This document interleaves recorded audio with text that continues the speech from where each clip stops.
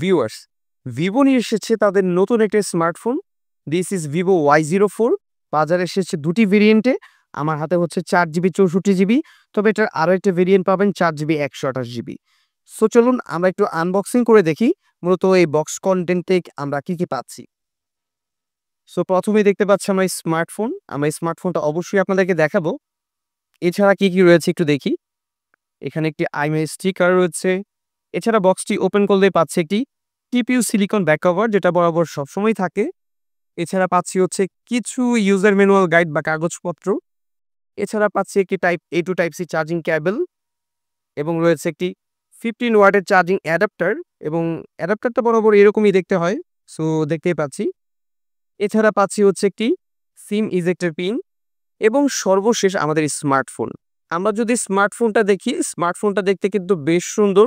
আমার হাতে হচ্ছে এটা গ্রিন কালার, তবে স্মার্টফোনটার আরও একটা কালার ভেরিয়েন্ট রয়েছে এবং এই কালারটার নাম হচ্ছে টাইটেনিয়াম গোল্ড, বাট স্মার্টফোনটা দেখে মনে হয় এটা সিলভার কালার। দেখতে অনেকটা সিলভার সিলভার একটা ভাইব আছে।